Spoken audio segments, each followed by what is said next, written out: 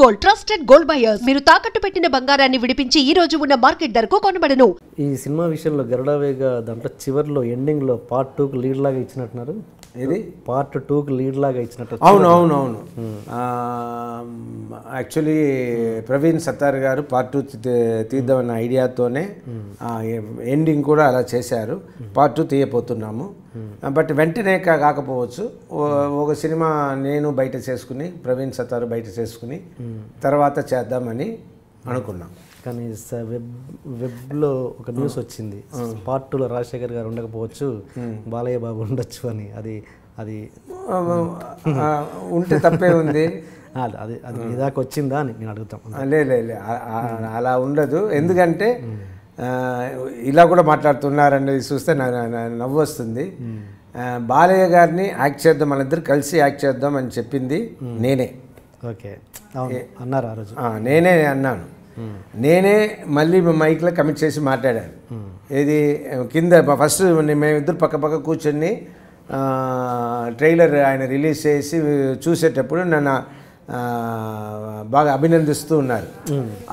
Super, బాగా ఉంది అన్నట్టు నన్ను కొట్టి భలే చేశారు, ప్రవీణ్ కూడా భలే చేశారు, బాగున్నారు అన్నట్టు బాలయ్య గారు చెప్తున్నారు. చెప్పేసి ఆయన దగ్గర అప్పుడు మన ఇద్దరు కలిసి ప్రవీణ్ సత్తార్ సినిమా చేద్దామా సార్ అని అడిగాను. అడిగితే ఓకే బ్రదర్ చేద్దామని ఆయన అన్నారు. తర్వాత కింద వచ్చి వేరే నేను ఏదో చెప్పాలనుకున్నానంటే ఇదే కదా అన్నట్టు నేనే సరదాగా చెప్పాను. చెప్పిన తర్వాత ఆయన నవ్వుకుని ఎస్ చేద్దాం అన్నట్టు చెప్పారు. ఇప్పుడు ఈయనంట గరుడవేగ పార్ట్ 2 నేను ఉండనంట, బాలయ్య మాత్రం ఉంటారు. సరే పర్వాలేదు. బాలయ్య బాబు గారు మీరు చేస్తే ఇద్దరు చిన్నపిల్లలు చేసినట్టు ఉంటుంది సినిమా. కరెక్టే, బోలా శంకర్లే కదా, ఇద్దరు బోలా శంకర్లో. యాక్చువల్గా నాకు మన చిరంజీవి గారితో స్నేహం కోసం అడిగాను. విజయ్ కుమార్ క్యారెక్టర్ నేను చేస్తానని అడిగాను.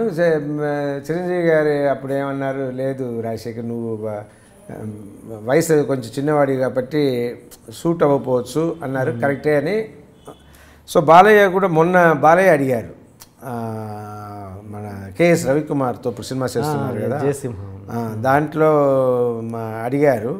బాలయ్య బాబు గారు కూడా బ్రదర్ నీకేం కావాలో చెప్పి మన ఈ 5 సీట్స్ కూడా ఈక్వల్గా పెట్టుకుంటాం, నో ప్రాబ్లం అన్నట్టు ఆయన బాగా ఎంకరేజ్ చేసి చెప్పారు. బట్ నేను బాలయ్య చేయాల్సిన ఫస్ట్ సినిమా అది కాదు, అది దానికంటే బెటర్ సినిమా మేము చేయాలి. సో మనం వేరే సినిమా ఏదైనా చేద్దాం సార్ అని మాట్లాడుకున్నాం.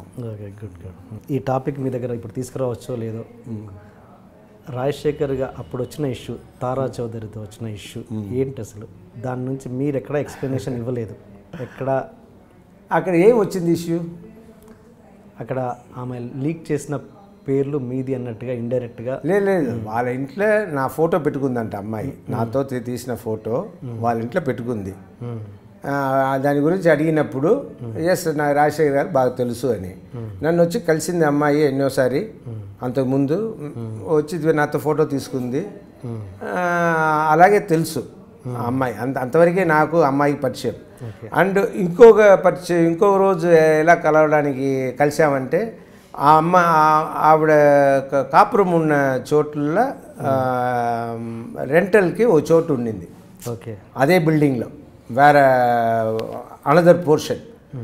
ఆ పోర్షన్ రెంటల్కి నేను జీవిత వెళ్ళినప్పుడే అమ్మాయిని మళ్ళీ అక్కడ కలవడం జరిగింది. అమ్మాయి అదే పక్క పోర్షన్లో అమ్మాయి ఉండింది. సో అలా అంతవరకు కలిసినామంతవరకు ఇంకేం లేదు. ఓకే, బట్ దాని ఏదో నాకు తారా చౌదరి ఏదో కనెక్షన్ ఉన్నట్టుగా మాట్లాడారు. అలా సపోజ్ ఉన్నా కూడా నేనే సిగ్గుపడను, ఉంది అని చెప్పేస్తాను. నాకు భయం కూడా లేదు. భయపడాలంటే జీవితానికి భయపడాలి. ఓకే, ఇంకెవరికి భయపడాల్సిన అవసరం లేవు. సో నాకు దానికి అంతవరకే. తారా చౌదరి నాకు ఏం మాట్లాడారు అప్పుడు?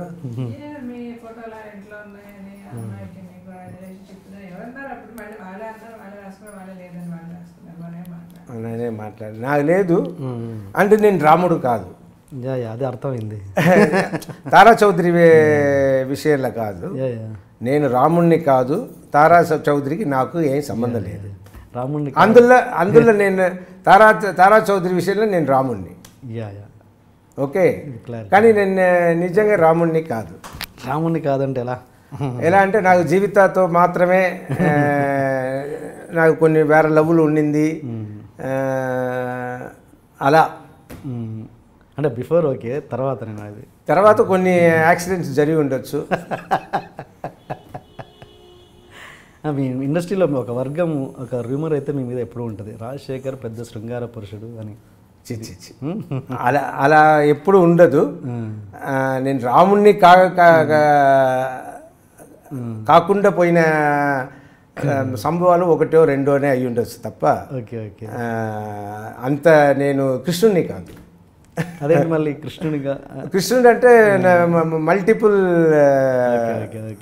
అలా కాదు.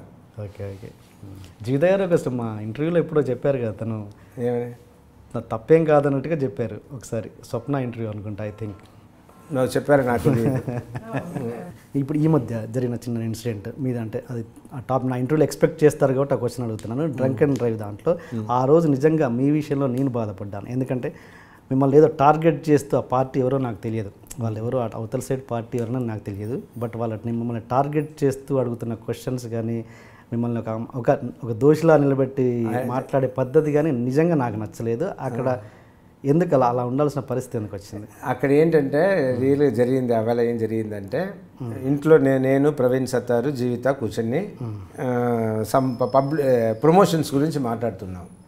ప్రమోషన్ గురించి మాట్లాడుతుంటే నాకు కొంచెం నేను ఓల్డర్ జనరేషన్ కదా, నేను చెప్పింది ఇదంతా ఇప్పుడు పనికిరాదండి, ఇప్పుడంతా మన సోషల్ మీడియానే ఎక్కువ.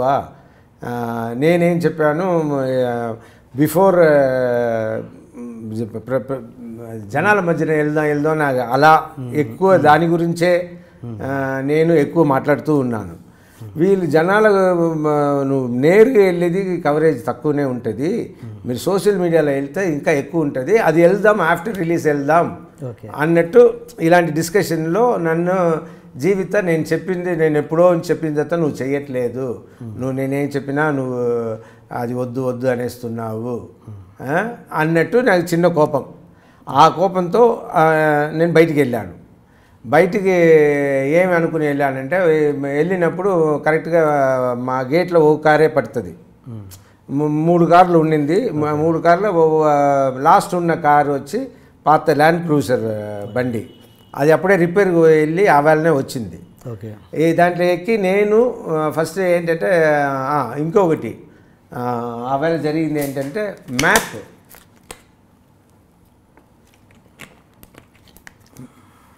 ఇంట్లో మ్యాప్ పెట్టమని అడుగుతూ ఉన్నాను. మ్యాప్ అంటే అర్థం కాదు, మన AP and Telangana map. Okay okay okay నేను టూర్ దీనికోసం ప్లాన్ చేయడానికి ఎట్టు స్టార్ట్ చేసి ఎట్టు వెళ్దామని మ్యాప్ పెట్టమని చెప్పాను జీవితకి. ఆర్ట్ డైరెక్టర్కి చెప్పాను, వీళ్ళిద్దరు మర్చిపోయారు.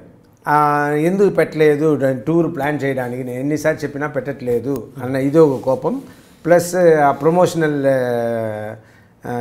జస్ట్ స్మాల్ మిస్అండర్స్టాండింగ్ కోపం. ఈ కోపంతో ఏం చేశాను, నేను చిన్నమ్మాయిని శివాత్మిక నేను కారు ఎక్కగానే స్ట్రైట్గా వచ్చింది, కారు ఎక్కింది. ఎక్కితే దాంట్లో నేను కారు నడుపుతూ ఉన్నప్పుడు అప్పుడు నేను ఏంటంటే మా మదర్ చనిపోయారు కదా, చనిపోయిన దానివల్ల నేను ఎక్కువ బాధపడుతున్నా, గిల్టీ ఫీలింగ్లో ఉన్నానన్న దానికోసం నాకు మార్నింగ్ ఒక ట్యాబ్లెట్, ఈవినింగ్ ఒక tablet, night 2 tablets anti depressive tablets వేసుకోమన్నారు. దాంట్లో నేను సపోజ్ టు టేక్ లోనాజెప్ అన్న ట్యాబ్లెట్ నేను తీసుకోవాలి ఈవినింగ్ 5 o'clock. అండ్ నైట్ వేరే ఇది తీసుకోవాలి. అండ్ మార్నింగ్ జోవియల్ అని ఒక ట్యాబ్లెట్ తీసుకోవాలి, జోవియల్, లోనాజెప్. అండ్ నైట్ వచ్చి లోరావెల్ 2 milligrams. అండ్ వాట్ ఎల్స్ జీవిత?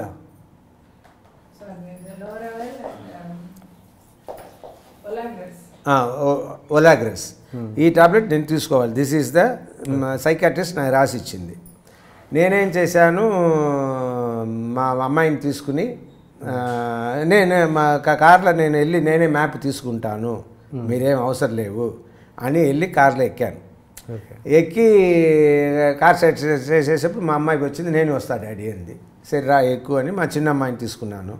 తీసుకుని స్ట్రైట్గా మ్యాప్ కోసం వెళ్తే ఆవేళ హాలిడే, ఆవేళ సండే అనుకున్నా, సండేనా, సండే హాలిడే. సో కొట్లు లేవు. సరే తిరగా ఇంటికి వచ్చి మా అమ్మాయిని దింపేసి నేను అక్కడ నాకు మధ్యలో నాకు ఇంటికి రావాలని అనిపించలే, చెన్నైకి వెళ్ళిపోతాం అన్నట్టు నా ఫీలింగ్. సో నేను స్ట్రైట్గా ఎయిర్పోర్ట్ వెళ్ళాను. నా బ్యాగ్ టచ్అప్ బ్యాగ్ అని ఒకటి ఉంటుంది, మెడిసిన్ బ్యాగ్ అని ఒకటి ఉంటుంది, ఇది ఎప్పుడు నాతో ఉంటుంది. సో నేను ఎయిర్పోర్ట్కి వెళ్ళాను. ఎయిర్పోర్ట్కి వెళ్ళేసి ఫ్లైట్ ఎక్కుతామా వద్దా అన్నట్టు ఎయిర్పోర్ట్ లోపల వెళ్ళకుండా ఆ బయటనే ఆ రౌండ్ టర్న్ ఉంది కదా, అంతవరకు వెళ్ళేసి తిప్పుకుని సరే వద్దు, మన చెన్నై వెళ్ళి ఏం చేయపోతాము, ఈ కోపానికి జీవితపైకి ఉన్న కోపానికి అక్కడ వెళ్ళి ఉండి పని జరగదు, సినిమా పనులు ఉన్నాయి, సో ఏం చేద్దాం, మన కోపం తగ్గడానికి నైట్ వేసుకోవాల్సిన ట్యాబ్లెట్ కూడా వేసుకుంటాం అని లోనాజెప్ ఒకటి ఎక్స్ట్రా వేసుకుని నైట్ వేయాల్సిన ట్యాబ్లెట్ కూడా వేసుకుని అక్కడ నుంచి తీసుకొచ్చాను ఎయిర్పోర్ట్ నుంచి వచ్చినప్పుడు ఇక్కడ ఈ రూట్ ఉంది కదా, రాజేంద్ర నగర్ రూట్, దాంట్లో ఏదో వచ్చి అత్తాపూర్ రూట్లో వస్తూ ఉన్నప్పుడు ఒక చోట్ల ఆపి నేను I wanted to smoke a cigarette, smoke చేయడానికి వెళ్తే ఇద్దరు వచ్చి ఫోటో తీయాలని వచ్చారు. నేను పీస్ఫుల్గా నేను స్మోక్ చేయడానికి వదలకుండా వాళ్ళు వచ్చేది చూసి నేను బండి తీశాను, ఫోటో అన్నారు. ఫోటోతో లేదమ్మా, నేను I wanted to spend time లోన్లీగా. నెక్స్ట్ నేను స్టాప్ చేసిన చోట్ల మళ్ళీ వచ్చి ఎవరో అడిగారు, ఇలాంటి డిస్టర్బెన్స్ ఉండింది. ఇలాంటి డిస్టర్బెన్స్ ఉన్నప్పుడు నేను ఆపిన తర్వాత ముందు వచ్చి ఈయన బండి వచ్చి ఆపారు. ఆపినప్పుడు నేను మళ్ళీ బండి తీసేటప్పుడు టర్న్ అయ్యేప్పుడు ఇది ఫస్ట్ నాకు ఈ ట్యాబ్లెట్లు అంతా అప్పుడు ఇట్ స్టార్టెడ్ వర్కింగ్. సో నాకు డ్రౌసీనెస్ కొంచెం ఎక్కువ అయింది. నేను బండి తీసేటప్పుడే నేను చెప్పాను, రిపేర్కి వెళ్ళి వచ్చిన బండి 2 పెడల్ కొట్టితేనే బ్రేక్ ఆగుతుంది, అది ఆయిల్ ఏదో తక్కువ ఉందో ఏదో సమ్ మిస్టేక్. ఇది నేను నా చిన్న అమ్మాయికి చెప్పేసి నేను డ్రాప్ చేసేప్పుడే అమ్మాయి కూడా తెలుసు, నేను ఎప్పుడు 2 పెడలు తొక్కాలి, బాగాలేదు అన్నట్టే అనుకున్నా. సో అక్కడ ఏమైంది, ఈ డ్రౌసీనెస్ ఒకటి, నేను వేసుకున్న ట్యాబ్లెట్ డ్రౌసీనెస్ ఒకటి వాళ్ళు పక్కన వచ్చి ఆపేసింది. ఆ టర్న్ చేసేప్పుడు గుద్దేస్తే అక్కడ వచ్చి నాకు తెలియదు, ఆయన కూడా ఫోటో కోసం అడిగి నేను లేదన్నానో లేదో తెలియదు. ఆయనకు వచ్చి కోపం వచ్చి ఆయన అన్నీ అడిగారు, పోలీసుని పిలిచారు. పోలీస్ వచ్చి డ్రంక్ అండ్ డ్రైవింగ్ అని చూశారు. Because I was not drunk, I was with the tablets కాబట్టి ఆ డ్రౌసీనెస్ వల్ల లేదు, ఇదే నేను వాళ్ళకు చెప్పాను. తర్వాత జీవిత ఫోన్లో మాట్లాడినప్పుడు ఏం జరిగింది, ఫోన్లో మాట్లాడినప్పుడు జీవిత చెప్పింది, ఇలా వాళ్ళ మదర్ గారు పోయారు, ఆ బాధల్లో ఏదో కోపడుతూ వెళ్ళి ఆయన కొంచెం డ్రౌసీగా ఉన్నారంటే not because of the drinks, sleeping పిల్ వల్ల అయ్యి ఉండొచ్చు అని చెప్పితే ఆయన ఓనర్ ఎవరి కారును గుద్దాను ఆయన్నే వచ్చి నన్ను ఓకే సరే మీడియాతో వస్తుంది మా ఇంటికి రండి అని తీసుకెళ్ళి వాళ్ళ ఇంట్లో కాఫీ టీ ఇచ్చి నన్ను పంపించారు. ఇది జరిగింది. సో నథింగ్, అది చిన్నదాన్ని పెద్ద చేశారు. అందులో ఉన్న నేను అది నాకు చూపించారు, చూస్తే నేను ఏదో డ్రౌసీగా తాగేసినట్టే అనిపిస్తుంది కానీ because of these tablets. And daily నేను తీసుకుంటున్నా. నిన్న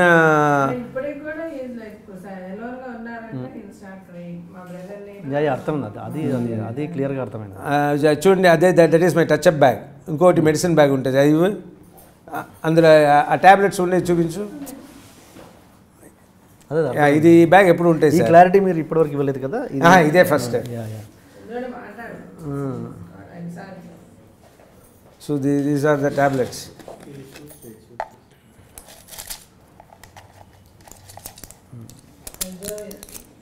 This is Jovial. ఇది వచ్చి లోరావెల్ కదా, లోరావెల్.